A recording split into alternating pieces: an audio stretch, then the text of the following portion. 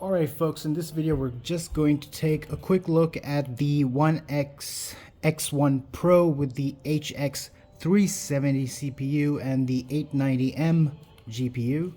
I'm going to be playing a little bit of Kingdom Come Deliverance 2 so you can get an idea of how this game performs. It just came out. So a little bit of the quirks in this device is that the base clock is 2 gigahertz, which is very less for a base clock CPU, but if you turn on turbo and it uses all the cores, I think it's 24 cores, it goes up to 5 gigahertz. So for some games that work, some games it doesn't work, it's pretty iffy. Kingdom Come Deliverance does require the turbo to be on, so I've turned it on. And in the settings we have this at 30 watts, so this is the max that currently this device can go to. I think there's going to be a BIOS update that may let you go further. The fans are set to automatic, and the settings right now, this device can go up to 1600p, but I have capped it at 1280 by 800. As you can see over here, it's at 1280 by 800. I don't know if you can take a look right there. Oh, it's not clear. Well, it's at 800p, and let's just get into the game settings. So for graphic settings, it's at 1280 800. The overall image quality is, it's actually medium. The only thing I've changed is I have put, well, you know what, let's just go to default everything, and I'll just go to medium. Experimental custom medium. Okay, confirm. So now we're at medium. This is a little bit ahead in the game, so I just got it. I'm just gonna load this. I've set the RAM at 8 GB. This does come with 32 GB RAM, so 8 GB is more than enough for the video. This is running on the 890M, and this is an outer area. So the frame rate is not very stable all the time, but it's mostly playable. So this is 800p medium, and we're getting around, where is it, 40 FPS. I don't know if you can see it. Let me go down over there. There you go. So it's looking at the ground, but it's around 45 FPS. So just gonna walk around for a bit. This is a pretty heavy environment. It's open world, semi-open world, so you can get an idea. Keep in mind, I'm not very good at this game. I haven't played much of it yet, but I'm sure I'll get a hang of it. I'm still playing Final Fantasy 16 right now. So let's just go back to the hut. This is one of the quests, and I'm gonna do a little bit of sneaking here. Well, actually, I think I should show you how it runs with the different configs. So this is medium. I would not recommend running it this way because it does have fluctuations and frame drops. So what the settings I run it at, so as you can see, everything is medium right now. I run the textures at high because there's a lot of RAM on this. It's not a big deal. Shader quality, you can leave it at medium, but I put it high, and just confirm that. And if you go to the advanced graphic settings, where is it? Nope, sorry, the graphic settings. So FSR can be turned on, and you don't need to go to quality because it kind of makes the textures a little bit blurry. So quality, you can put it. Let me just show you how it looks in quality. Quality with high sharpness, and we'll confirm. So this is with FSR and high textures. So the frame rate is pretty much the same, but it's more stable. So you're getting 44 FPS most of the way through in this area. Drop to 35.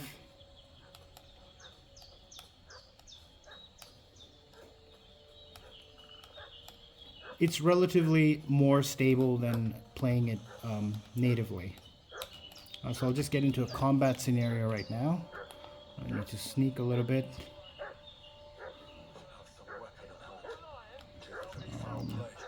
I don't think there's any spoilers here. Okay, so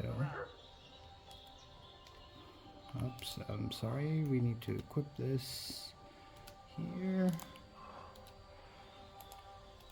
Oh, wrong. Hey, what are you doing walking around with a weapon?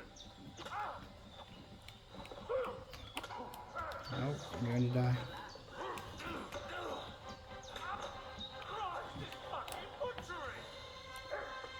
So the FPS is going to around 35, and he ran away.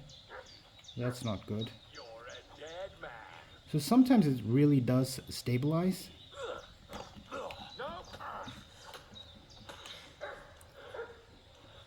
This game is not easy, I would say. This is just part of the quest area. I think they ran away. I did want to kill them, but okay. Let's see if we can find them. So it's running stable. It's above 30. You can cap it at 30. It's better. If you want something a little more stable graphically, so we're in quality mode, not native AA. We can go to balanced. So the base we're running at is 800p. If you go to balanced, it's going to, I don't know, it's like 360p, but I don't notice much of a difference frame rate wise. It's still like, you know, around 35. I think that's just the limitation of what this GPU can do.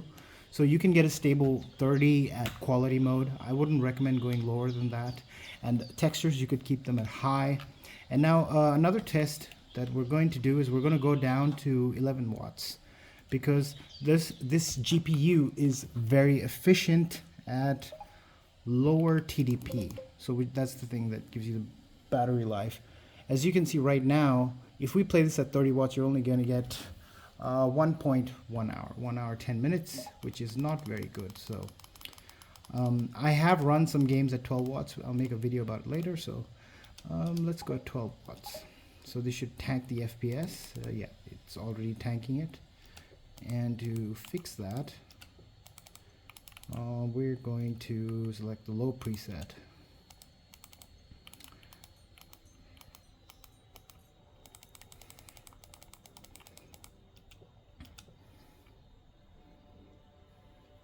So I'm pushing everything to low. It's using 5 gigabytes of video RAM, and we are locked in at 12 watts. Also, FSR should be turned on in performance mode. There we go. So this is like if you really want to play in battery, how you're going to experience it. Suppose you're traveling and you know what you can expect. So right off the bat, we are at 30 frames per second, and keep in mind this is running at 12 watts. This is pretty crazy that this can run at 12 watts. I guess that's how efficient this chip is. It's kind of stable, you know, it does go down below 30 sometimes, but if you're in an airplane and you want to play 2.5 hours of Kingdom Come Deliverance, that's a flight from, I don't know, a flight to Singapore for me. That's 3 hours, but you can get a good, you know, 2.5 hours of gameplay. My battery is at 85. I don't really battery game, so, and this is not a very easy area to load. As you can see, it's fully open world. You have a swamp. There's no water life. No, sometimes it boosts to 40. I don't know why it does that. So we can get even better. So you can see it's gone to 2 hours and 40 minutes, 230. It's fluctuating. So if we turn off turbo, which limits the clock to 2 gigahertz, you should see a decent boost. So it says 2 hours and 40 minutes, but I think you can do at least 3 hours. It should be possible with a little bit of tweaking. You should keep turbo off when playing on battery mode. It will help you a lot. Let's go more of the wooded shadow area. So this is running on low at 800p with FSR in performance mode. And for an APU, this is really good. This is very impressive. So it's not extremely stable, but it is sticking to 30, as you can see up there. And if you want more performance, more battery life, let's just go all the way and go to 9 watts and see how it performs. So keep in mind, cutscenes are going to stutter. So at 9 watts, you get 23 FPS. People may not find that playable, especially this game. Certain games you can play them. Personally, I play at 25 FPS if I'm in battery mode. That's the ideal for me, 25 FPS for most action games.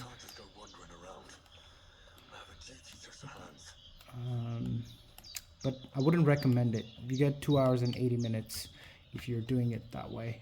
But 12 watts is, I think, very, very good for this chip. I played Starfield at 30 FPS, mostly stable on 800p. So I think I'm starving to death. That's wonderful, Henry. That's great. Yeah, so I just wanted to show the performance of this thing. I'll probably do a review later of the One X X1 Pro, just to give you an idea of how Kingdom Come 2 runs on the HX370, which is going to be the next gen handheld CPU for most devices. So the Legion Go 2 is going to have the Z2 Extreme, which is pretty much the same thing with a slightly gimped CPU. And the INEOS GPDs, the new ones that are coming out, all have this chipset. So for Kingdom Come Deliverance 2, I would give it a thumbs up. You know, you should definitely be okay buying this game and playing it on this chipset on battery mode, 2 hours and 30, 2 hours and 40 minutes at 12 watts. And at 30 watts, you don't need to care. You should get a stable 50 to 60 most of the time. Drop to around 35 in really heavy areas. You know, there are some combat scenarios in this game where there's like a lot of physics going on. It does use the Crytek engine, so you have to watch out for that instability. So yeah, thanks for watching. If you dislike the video, go ahead and dislike it.